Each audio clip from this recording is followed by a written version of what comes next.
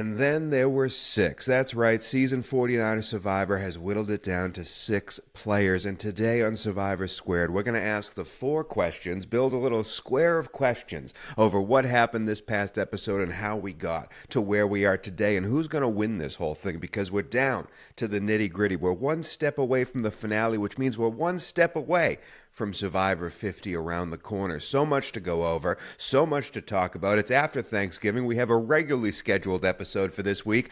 I'm excited, but you guys know at this point, if you've never seen this show, I cannot do this alone. So let me bring in my ride or die, my number one Alliance member, the person who helps me dive in to all things Survivor because she is a Survivor super fan herself. Welcome back into the show. Come on in, Bailey Buffs. Let's do it, Bailey. Hi, Tony. Hi. Hello. Happy non-Thanksgiving. We're in December now. It's Christmas time, and we're getting into it. It's going to be 2 more weeks of this season 49, Bailey. This is it, where we're hitting the final stretch here. How do you feel after, what was this, the 11th episode? How are we feeling this long road that we've traveled so far? My mind has been a little bit blown, honestly, by some of the gameplay, some of the decisions, some of the people that are still in it, some of the people that have been sent home. I mean, it's been quite a little roller coaster, and my expectations for it have definitely just been blown off multiple times. What I think is going to happen is not what's happening. And I mean, you saw that I was on a run for a little bit in the beginning there, feeling like I could scope out what was going on. And at this point,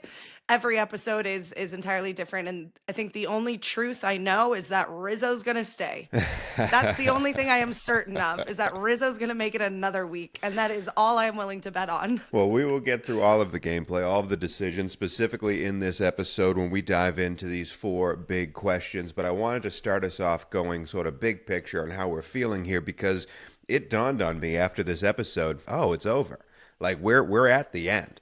This is going to be coming to a conclusion very, very quickly. And so it's all wrapping up in my head of me wondering what happened, how did we get here, and why are we going this way? So let's dive in to these 4 big questions to break down episode 11 of season 49. We titled this show, and it's on the thumbnail, Strenuous Steven. And I want to start right there with Strenuous Steven. My man went on a journey. My man won immunity. My man had quite an episode, Bailey. How did you feel about the rocket scientist, Steven? Loved every second of it. I've been saying for weeks now, I feel like Steven might be in the final 3. Like, he's just, there's something about him that is so likable, and it's so endearing. I mean, I was sitting there watching that journey going, how has this guy not won more immunities? Like, he is amazing. And then bam, wins an immunity. He picked the perfect people to join him on his reward. He just did everything right. I loved his self-talk on the journey. I loved his approach to the journey. I loved that he was the only person that said, yeah, I'll do it. That was crazy to me. $1 million is around the corner, and you're not gonna go try? Do it everything. So, like, you're doing everything. Tip my hat to Steven, man. He did the damn thing, and he did it well. I mean, we'll dive more into it, but he killed that journey. This was not only his moment, Bailey. I'm not lying to you. It was one of the coolest Survivor moments I've ever seen. I genuinely think, I texted this to you guys, and I genuinely think this was the most cinematic.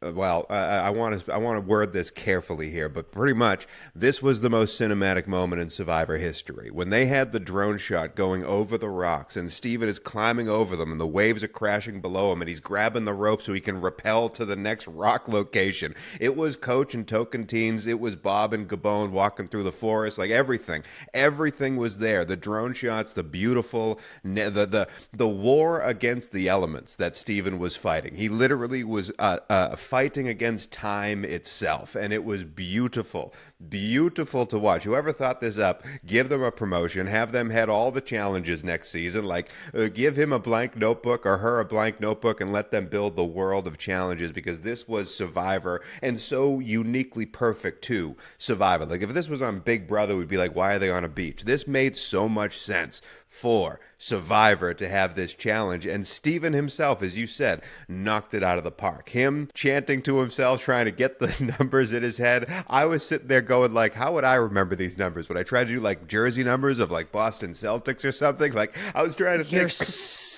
How, like, what? Because at one point it was 1875, and I was like, what year was that? 1875. That's how I could remember it. And then he just kept on going. And then he hit the thing with enough power and ferocity to knock that thing back to the United States. Like, he just killed that jar. And then grabbed the reward item there, and it was a block of vote, which is going to be huge now that we're down to 6 people.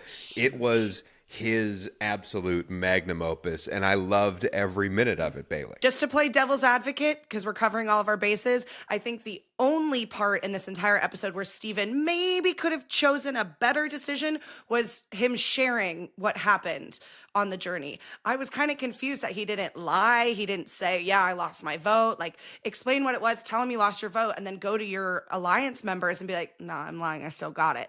But that would have at least shaken it up a little bit. That would have instilled a little bit more distrust, I think, in Rizo, Savannah, Soph, that side of the alliance. But it is what it is. Rizo thinks he knows what Steven has anyway, and he thinks it's something bigger. So it is what it is, but I definitely would have played that part different. And I think it's so funny you said the numbers thing, because in my head, I was like, yes, that's exactly what you do, is you group them in twos. So you have double digit numerals and you just repeat it. You just repeat it. I mean, even now, I feel like I still remember, what was it?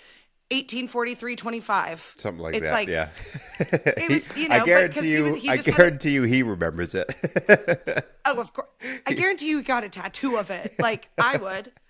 If I was on Survivor and I did that, oh my God, tattoo it on my forehead. That's my PIN code for all my bank accounts moving forward. Yeah, exactly. It was such an awesome moment to see, and I do agree with you. It was surprising that he decided to tell the family, so to speak. But Rizo showed again. We'll talk about Rizo in a little bit, but Rizo showed again how smart he is at Survivor. Like, he comes off as this big bumbling idiot. He knows this game, because immediately he's like, I guarantee you I know what he got. And he's close. Like, again, he's thinking the worst possible scenario, which Steven also says, like, a steal a vote is one tier above what I got. But Rizo knows exactly what has. So even if Steven came up with a lie, I kind of think Rizo would be like, no, you didn't.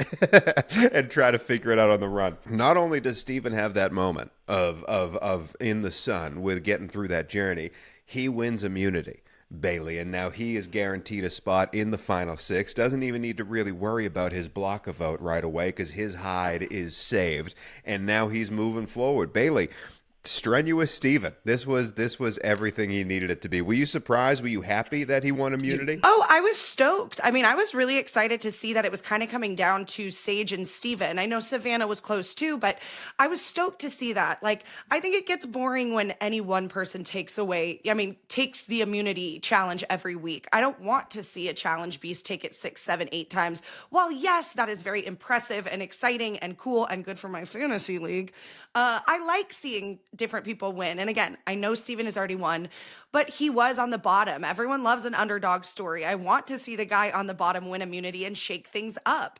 And I also just think, my God, the Survivor gods must have just been on his side, because it doesn't make sense to me that his stack stayed. It was so unstable. It was so lean. It was the leaning tower of Pisa over there.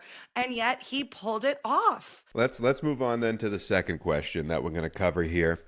Did you enjoy the twist on the balance stacking immunity challenge? Because this is a challenge we've seen multiple times. We saw it last season in season 48 where Joe came back to win. It was a beautiful victory for him, where you have to walk back and forth on a rope. You have to keep this stack balance on a table there, and slowly but surely you stack it up, and eventually whoever has the best balance wins this. I've loved this challenge every time I've seen it on my Survivor binge here, but this is the first time I've seen it where now we're on like a pottery spinning table. You know what I mean? Where like now these things not only have to stay upright, but they also spin at the same time. I was intrigued to see how this was going to turn out. I also think Survivor was a little disappointed with how this turned out, because nobody dropped. Like, there was rarely a drop here, so this might have been too easy. Sophie's the only one that dropped. Yeah. Like, everyone else maybe was just moving slower, was still figuring out, the system of it all, but it was very fast. Yeah. And I love this challenge because you could be in the lead the entire time, and at the very end, you're done, you're out, you lose, and it's really anybody's game. I think anyone can take this challenge away. But just, I don't know how the spinning pottery wheel would have made it easier, though, by any means. Like, that doesn't make sense. Of course, it made it harder. So maybe we just have a group of 7 people that all have incredible balance and core strength, and they all were just able to pull it off. Maybe. I don't know. But I did think that was cool. And I mean, I was definitely at the edge of my seat because I was anticipating more drops. So it was very interesting to not see those. But I think maybe they all were just having a good day. I have genuinely no idea how that happened, but it was fun. And it did, as a viewer, I was more anxious while watching it because of that added twist, part to it. Absolutely. Were you, the twist. Speaking of twists, were you more interested or less interested when, before the challenge, Steven starts doing a Jeff impersonation and tries to explain what the immunity challenge is going to be? Because, again, we can give Steven all the props in the world. I still don't know if I'd enjoy a beer with the guy. I'm sorry. It's just he's not. I know. I'm sure he's a great dude. I know. And we're on opposite sides, and we've had that opposite reaction the entire time to Steven, because I'm over here. I'm a nerd magnet. I love nerds. I love the weirdos. I love Sage. I love the quirky, nerdy, kind of outcast people that aren't normally accepted by society for whatever reason. Those are the people I am very drawn to. There's a whole psychological study we could get into there. I don't know why I'm like this, but I am, and I've been like that my whole life. So there's something about Steven that is so endearing and sweet and nerdy that I do love it. I mean, even the other week when he was doing all of his facts that we were like, oh my God, that would piss me off. For me, I'm like, good, distract me. I love that. And I think that's what's just so interesting about Survivor, and I'll scream this from the tops of my lungs forever. We are all different people who want different things from players. We want to see different strategies. We root for different people. And that's why I love this. We are drawn to who we're drawn to. It's who we resonate with personally. And that changes, that shifts, and sometimes you're surprised by who you're drawn to. I, at the very beginning, didn't think I was going to like Steven too much. Now, I love Steven. I think he's wonderful, and I think he's great TV. He is, and I love to see just genuine, kind-hearted people that, yes, are competitive and are fighting their asses off for $1 million, but at the end of the day are still treating everybody like humans. And that's, for me as a viewer, something I love to see. I hear you. I hear you on that one. Again, Steven, he genuinely, he does seem like that genuine and kind human. And so I was excited to see him get his moment here, because he definitely deserved it. As for the stacking game itself, I liked the twist. I think we got to go back to the norm, or maybe try it again to see if there is actual people dropping, because the normal one is perfect. The one that you have is perfect. Yes. You might not need to mess with perfection. The one thing I don't need on this, and this just might be because I'm Italian, when the reward is spaghetti and meatballs, we don't need to go into the Italian accent when we're describing it. Just, Nope. Just want to throw that out there. Garlic bread. Yeah, it's okay. Oh yeah, Jeff going, and we got some garlic bread. I was like, buddies, we don't. It's okay. I love Jeff. You know this, Jeff. I love you to death.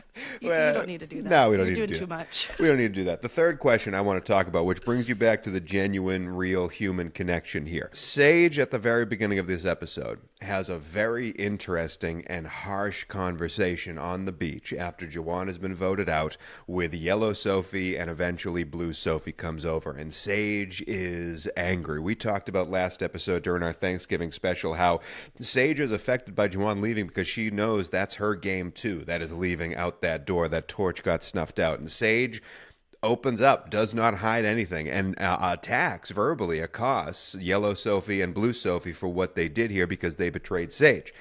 And Sage specifically says, you just handed her $1 million.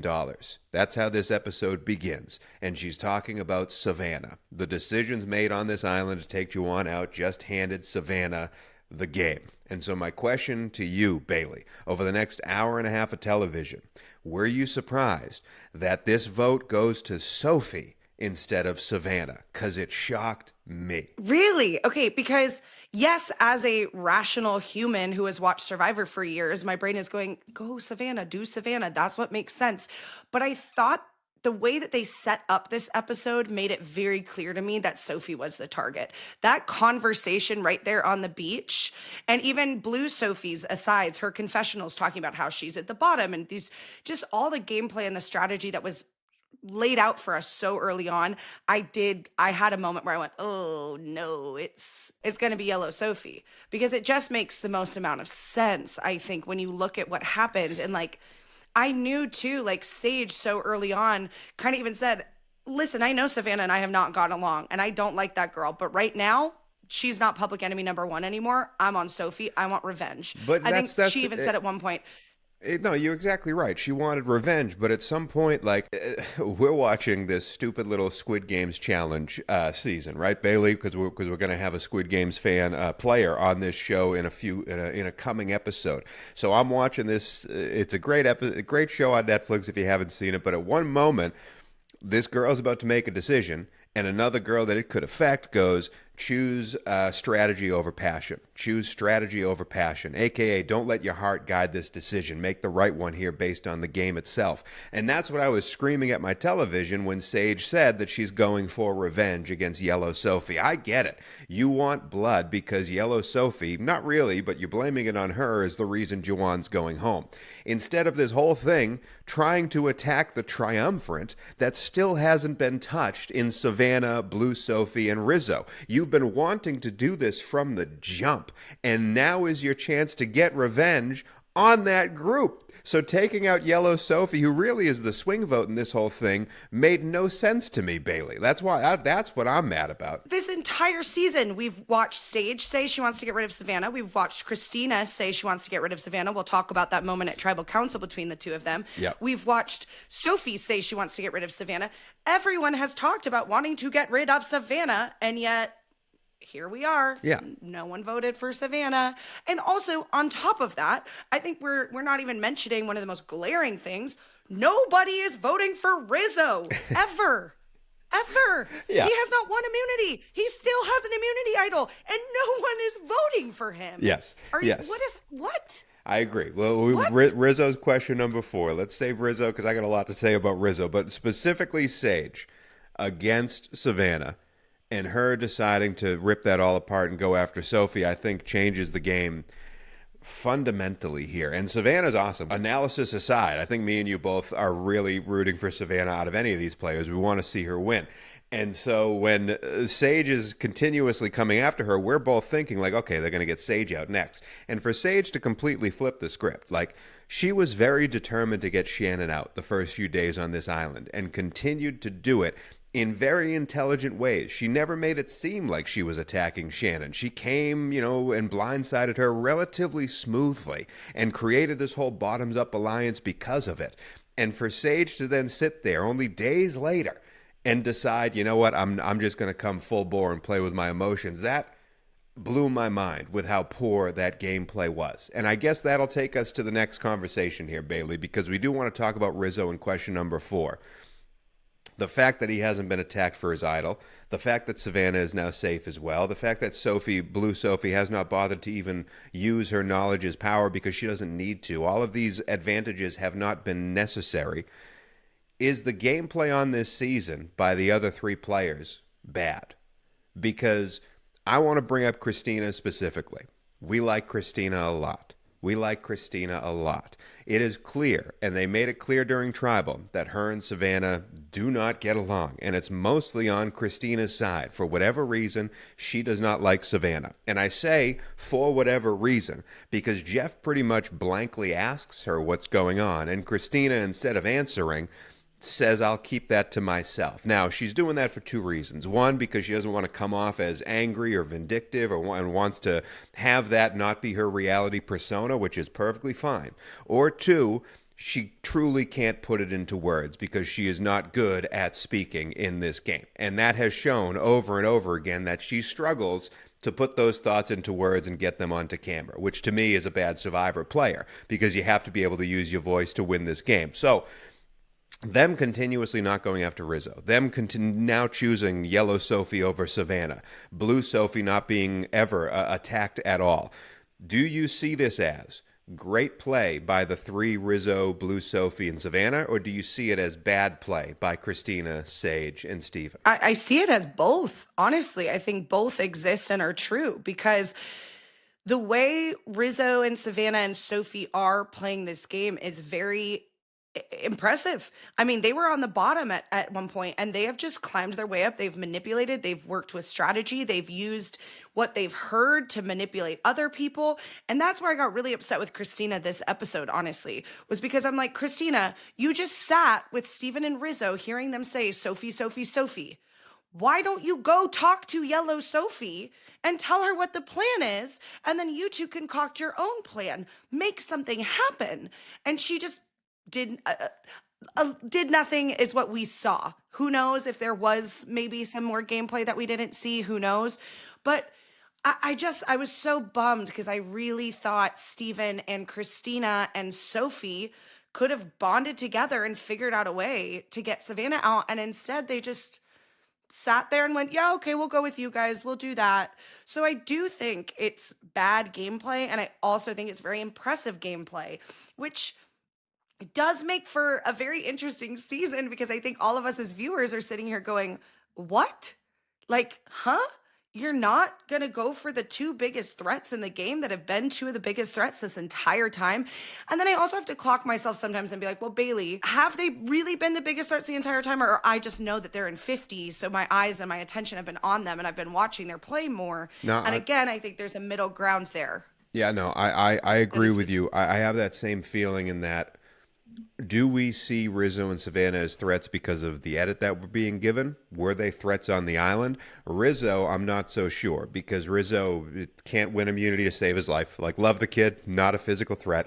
Is very strategic, but has only shown that to a few people. And his social game's great. Everyone seems to love the kid. So is he perceived as a threat or is he perceived as a guy that's just going to tag along to the final three and won't get any votes because he doesn't have a resume that these players know of?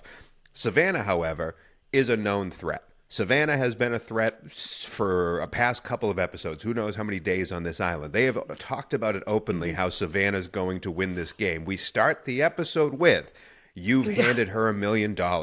So the fact that we have an open forum, there are no protections that they know of. Yes, they could be scared that Rizo could play the idol for Savannah. At some point, you have to go after the biggest threat.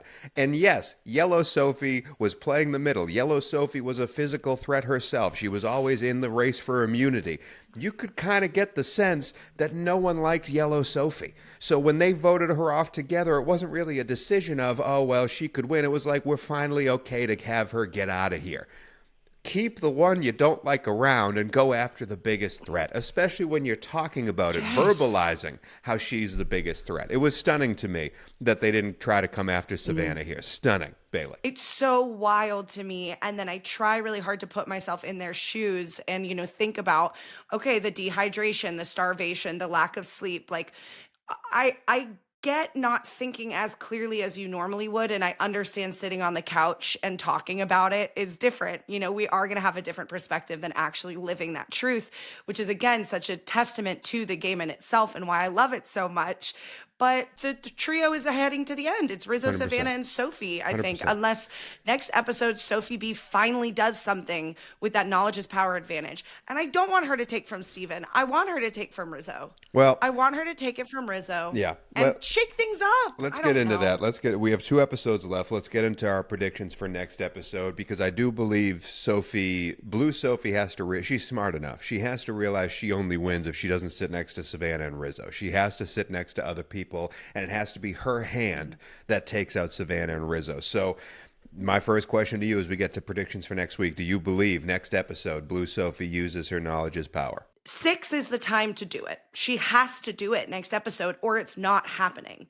So I really hope next episode she takes Rizzo's idol. She works with Sage. She works with Steven. She works with Kristina. And the 4 of them get one of them out. Whoever doesn't win immunity has to go. They have to go. I mean, you're dumb if you don't. I'm sorry. You lose the game and you hand them $1 million if you don't. You really do. Next question. This is now, I believe, the 6th episode of the 11 where Rizo has had the quote that has been the episode title. Do you believe next week Rizzo's quote will be the episode title? Because let me go through what he said today. He's not people or street smart, Bailey. He is people and street smart, but he's not chicken smart because he can't help you catch a chicken. He's terrible at catching chickens. But then the other one, I'm sure you have the 2 birds, 1 stone line written down, Bailey. You got 2 stones and 1 bird. No, wait. And he caught it, which was the funniest thing. It's not like he even just committed to it. He knew he was not getting it. He couldn't get there. And he just kind of abandoned it. And went right into cherry on top. Like it wasn't even, he didn't even take a breath to go back. It's like he just stumbled into, it's the cherry on top. Thanks, Rizo. It was the cherry on top. Bye. And that's me. Bye.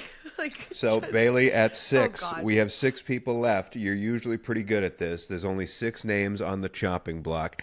Who do you believe misses the finale? Who gets eliminated next? What I think is going to happen is I think they're going to go Steven. If he doesn't win immunity, I think they're going to go Steven. I too was going to say Steven. Let's end this prediction with Bailey. Who do you think is the final 3? Because as you said, I think, man, if Sophie B does not go after Rizo, there's no reason for her to be in the final 3. Like she needs to sit there without Rizo and Savannah. So I believe the final 3. If Sophie Bellardi's going to win this thing, it's Sophie, Kristina, and Sage, because enough people don't like Sage, and Kristina doesn't have any resume where Sophie could sit there and really feel confident about her chances to win. Is that the final 3 you believe is going to happen, or do you think it's going to be different? Sophie B has been our girl from day one. Yeah. I love her. No one has written her name down. Yep. She's kept this advantage secret. She has made it out of the bottom when she started on the worst tribe that just kept getting decimated. She didn't eat. You know what? I'm going to take a leap of faith, and I'm going to back my girl, and I'm going to say yes.